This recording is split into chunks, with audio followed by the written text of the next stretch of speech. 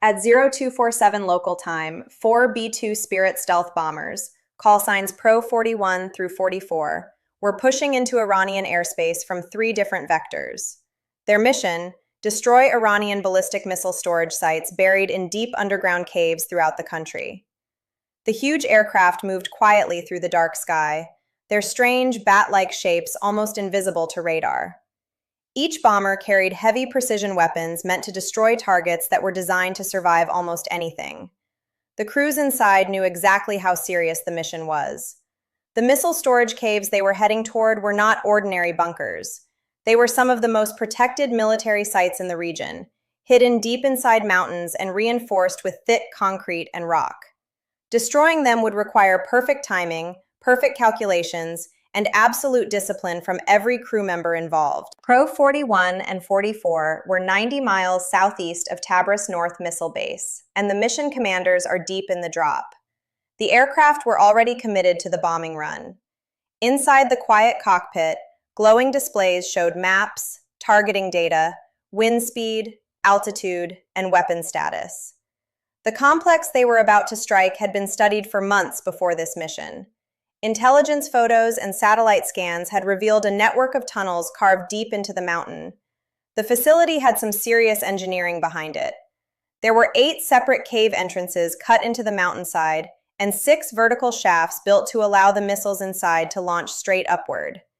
Even if the entrances were blocked, the Iranians could still fire missiles through those shafts. That meant every opening had to be hit with careful precision.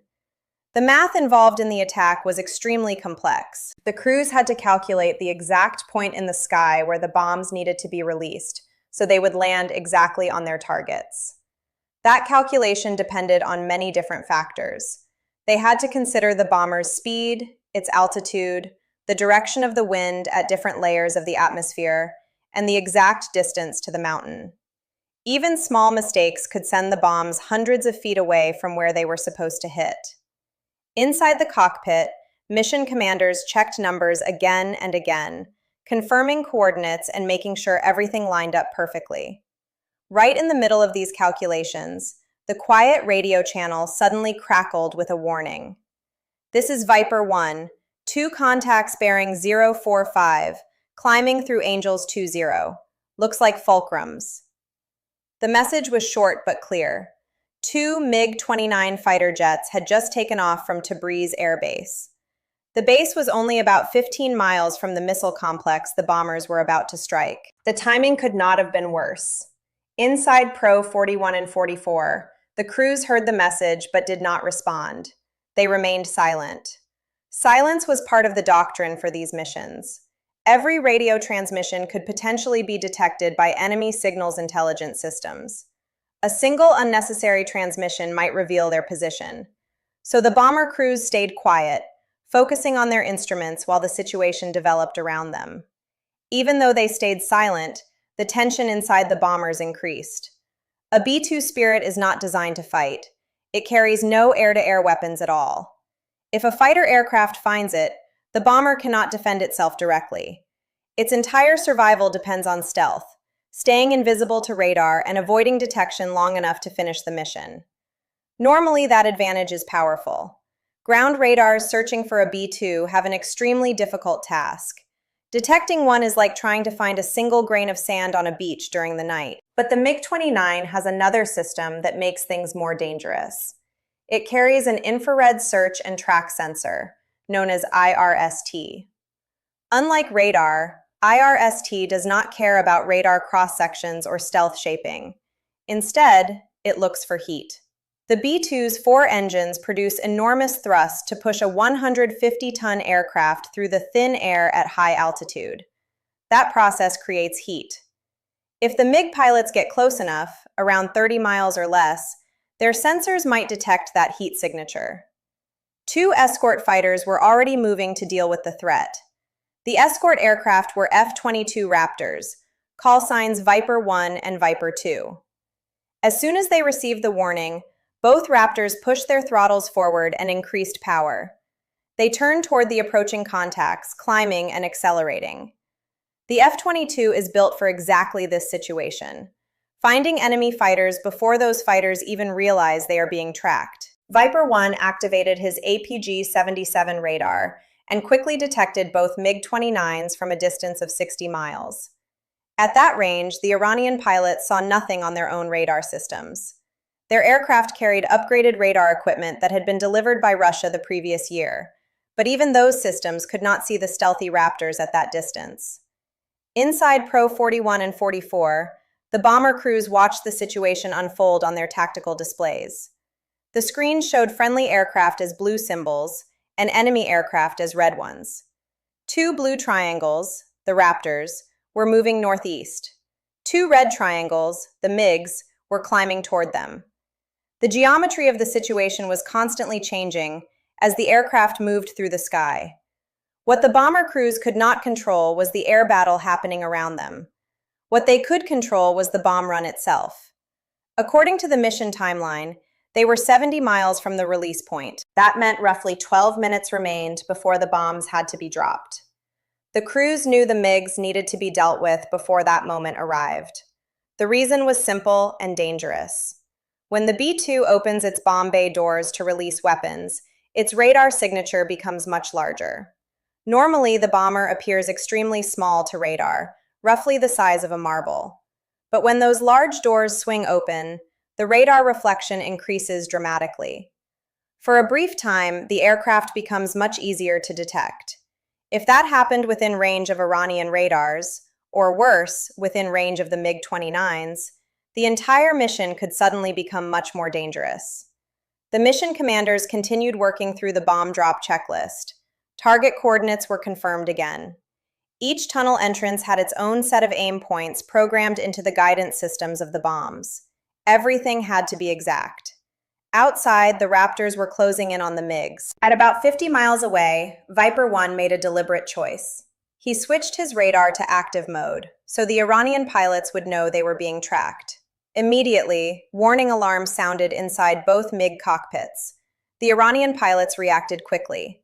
The lead MiG rolled into a sharp left turn and descended toward the mountain ridges below. His wingman followed close behind. They were not simply running away. Instead, they were using the terrain to break radar locks and hide among the valleys and ridgelines. If the MiGs had simply turned away and fled, the Raptors could have ignored them. If they had stayed in open sky, they would have been easy targets. But hiding in the mountains created a different kind of problem. The MiGs could disappear behind ridges and cliffs, then suddenly climb back into view for a few seconds before dropping down again.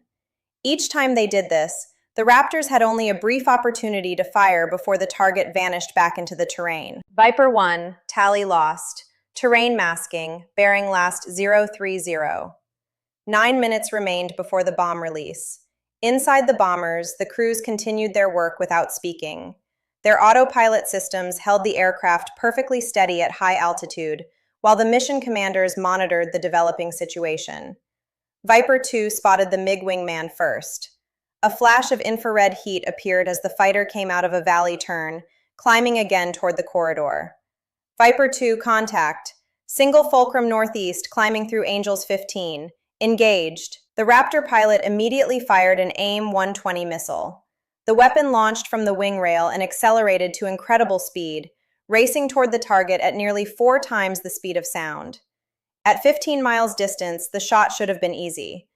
But the MiG pilot saw the warning and reacted instantly. He rolled the aircraft upside down and dove straight into a narrow canyon. The missile lost its target as the fighter disappeared among the mountains. Seconds later, the missile slammed into a mountainside instead.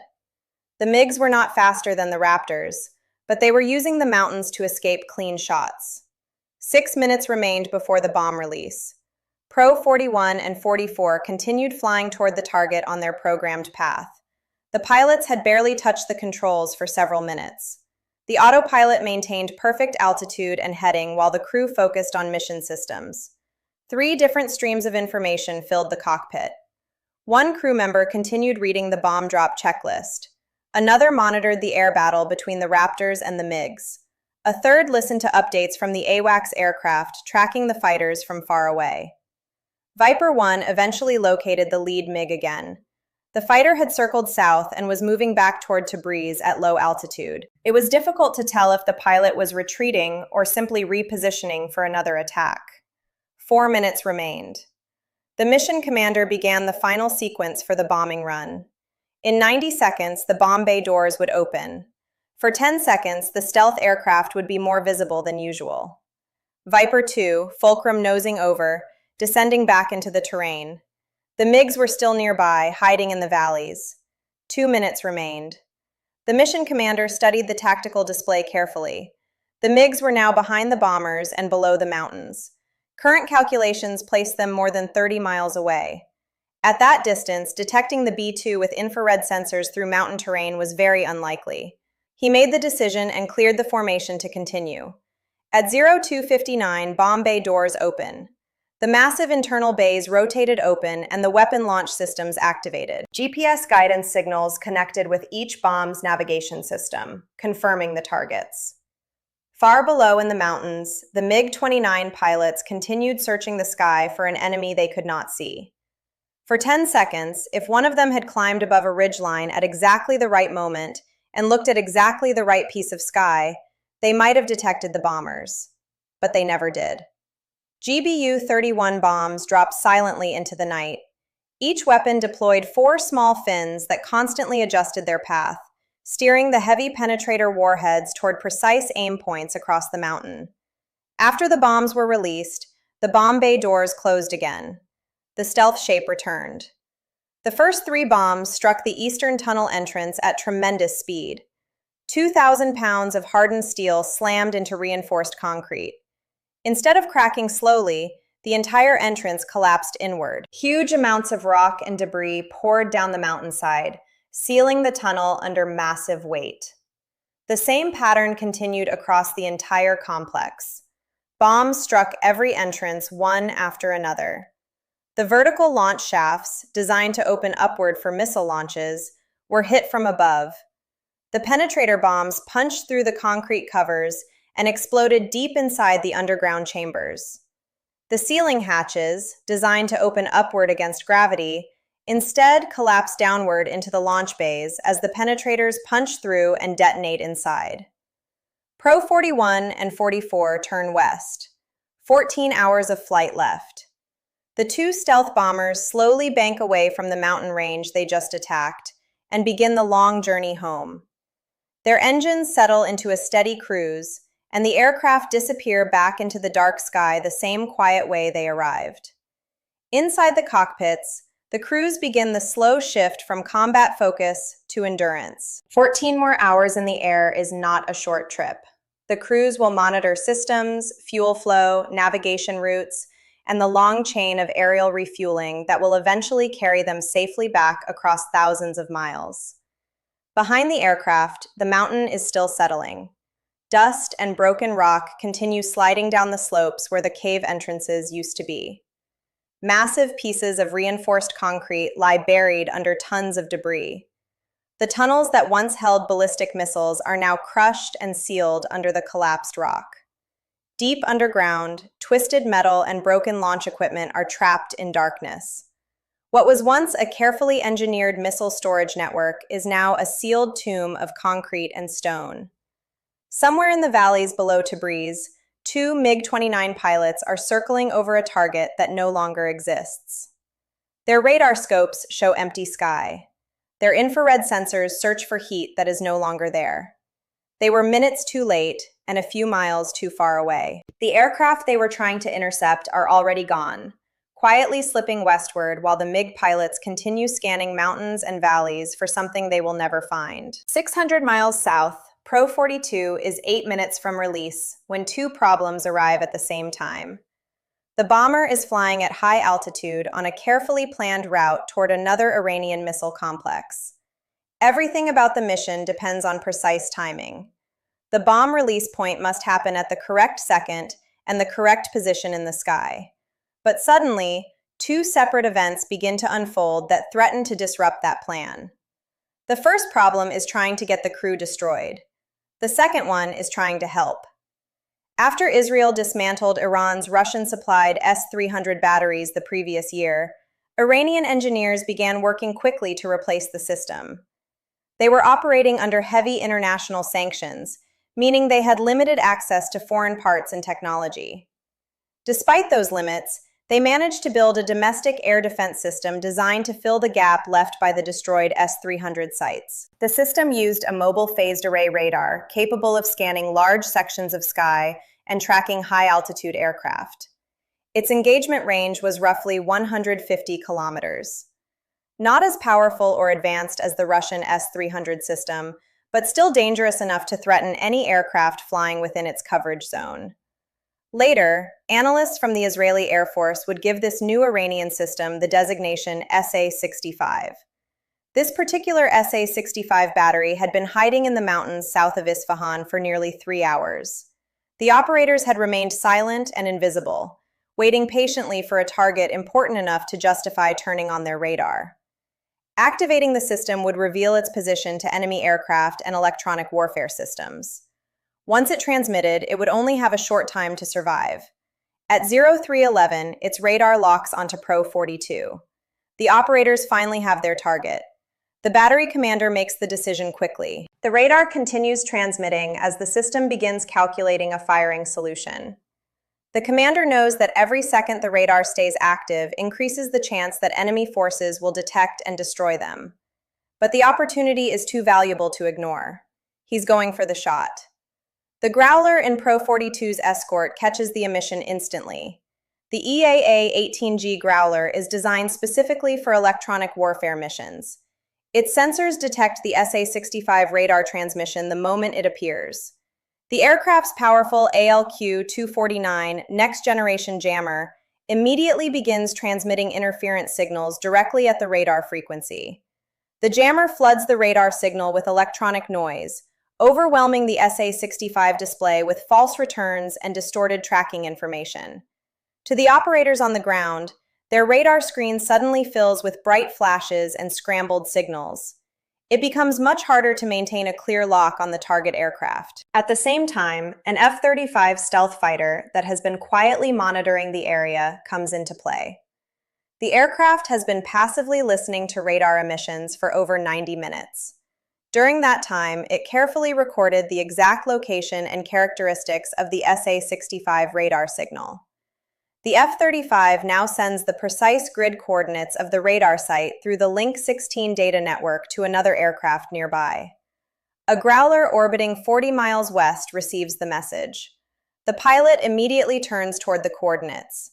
An AGM-88 HARM missile drops from the aircraft's pylon and ignites its engine. The weapon accelerates rapidly, climbing toward its target at nearly Mach 4. The missile is designed to hunt radar systems. Once it detects the radar signal, it locks onto the source and guides itself directly toward it.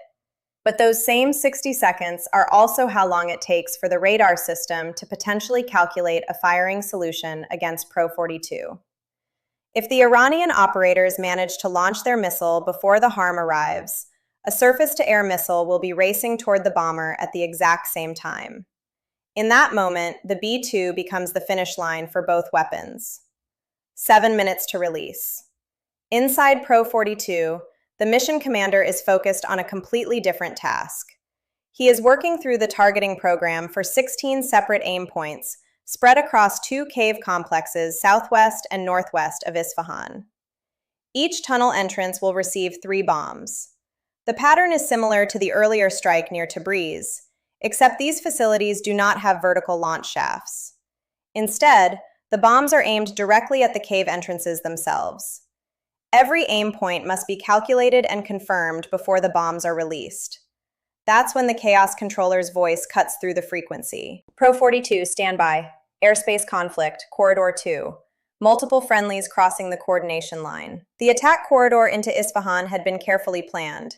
Every aircraft involved in the operation was assigned a specific altitude and flight path.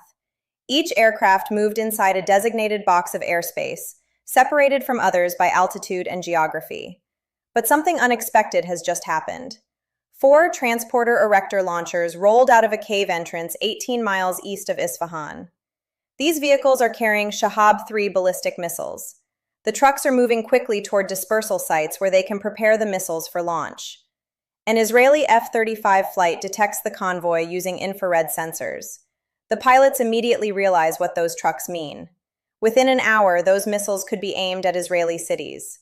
The Israeli flight leader makes a decision without waiting for permission.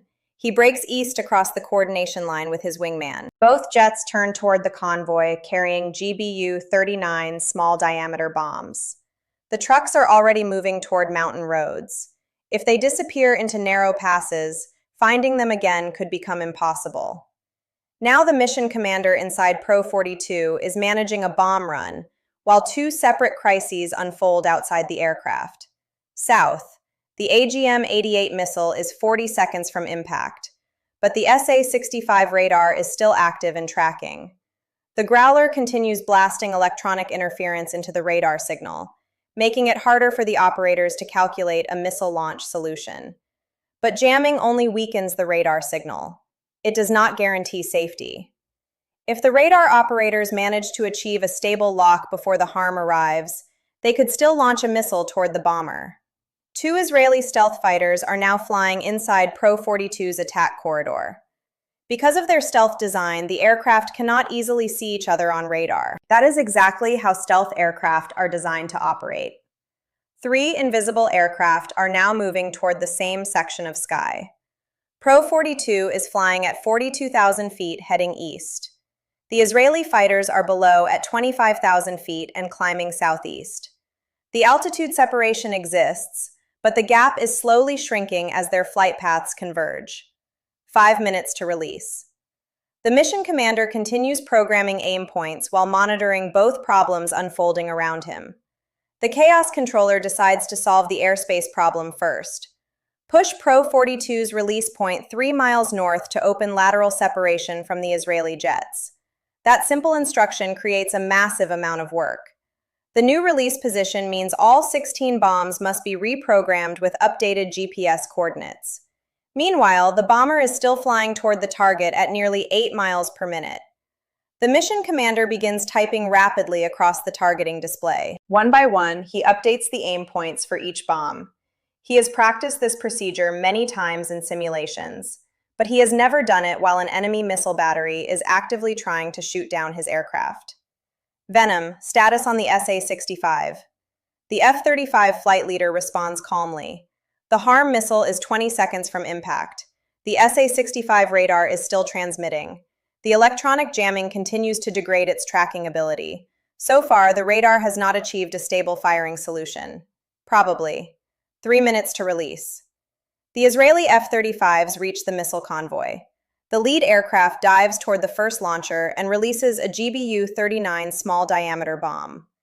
The weapon is small compared to the B-2's bombs, weighing about 250 pounds. But its diamond-shaped wings allow it to glide long distances with high precision. The bomb strikes the first missile truck directly on the chassis. The Shahab 3's propellant tank ruptures instantly. A massive secondary explosion follows. The fireball burns so brightly that the infrared sensors on nearby aircraft are briefly overwhelmed. The wingman is already lining up the second launcher. South of Isfahan, the HARM missile reaches the SA-65 site. The radar operator tries to shut down the transmitter just seconds before impact. But the missile's guidance system no longer depends only on the radar signal. The AGM-88G's millimeter wave seeker and internal navigation system guide it directly to the location where the radar antenna had been transmitting earlier. The warhead detonates above the radar position. A year of Iranian engineering disappears in a violent blast of fire and debris scattered across the mountainside. 2 minutes to release.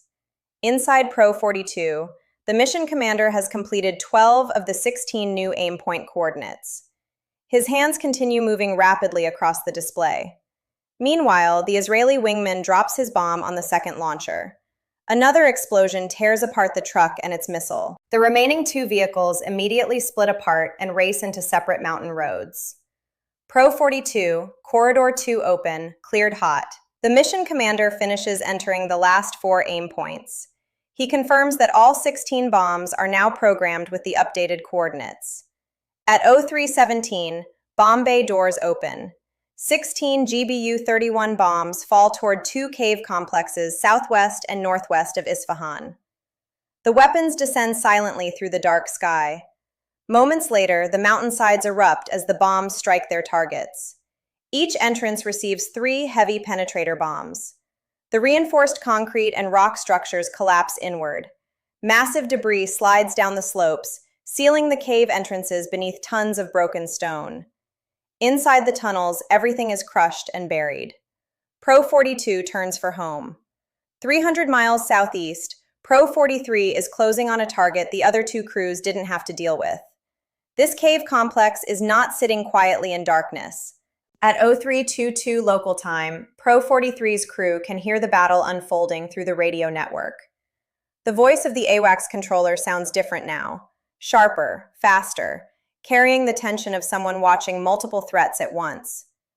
300 miles away, inside a cave complex near Karamabad, automated loaders are feeding ballistic missiles into launch positions as fast as the machinery can cycle. Multiple ballistic launches, bearing 173. Source grid matches target package Kilo 7. Kilo 7 is Pro-43's target, and it is actively firing ballistic missiles arcing out of overhead apertures on trajectories aimed at coalition installations across the Gulf. Al-Udeid, Al-Dhafra, Al-Minhad. Bases where Patriot and THAAD batteries are already running hot trying to intercept the inbound rounds. This facility is in the fight right now, feeding missiles into trajectories faster than the coalition's interceptor stocks can absorb them. Every minute it stays operational is another round arcing over the Gulf. 16 GBU-31s, same loadout as the other 2 aircraft. But the targeting priorities flip completely. The mission commander watches the AWACS feed carefully. Another launch from Aperture 1. The clock begins counting. Mark on Aperture 1, 4 minutes. The cave itself is telling him when to strike. The pilot makes a small adjustment, a slight increase in throttle, a small change in heading. Inside the cockpit, the mission commander begins reprogramming the bomb sequence. The launch apertures will be attacked first. Tunnel entrances will be struck last. At 0331, AWACS reports another missile launch from Karamabad. The mission commander marks the time and begins the countdown. Bomb bay doors open. Maximum exposure. The pilot holds the aircraft steady, heading, altitude, and speed locked precisely in place. Inside the bomb bay, the rotary launcher begins releasing the weapons. GPS guidance confirms on all 16 bombs. The first pair of GBU-31 bombs drops toward Aperture 1. 90 seconds have passed since the last missile launch. Below, the launch bay is temporarily empty while the next missile is being moved into position.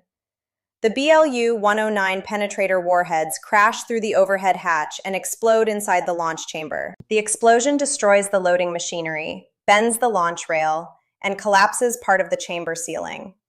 Nothing will ever launch from that bay again. 8 seconds later, the next pair strikes Aperture 2. The same result follows. Both launch bays are destroyed between firing cycles. No missiles are present inside them at the moment of impact. The remaining 12 bombs move across the tunnel entrances. 3 bombs hit the eastern entrance. 3 hit the western entrance. 2 additional service tunnels used for ventilation and vehicle access received the final bombs. Each entrance collapses under the repeated impacts of 2,000-pound penetrator warheads. Rock and reinforced concrete cascade down the slopes, sealing every opening. Karamabad goes silent. The AWACS controller, who has been calling launches for the last hour, pauses, waits, scans. No more tracks on bearing 173. The cave that was feeding missiles into the fight 5 minutes ago just went permanently dark.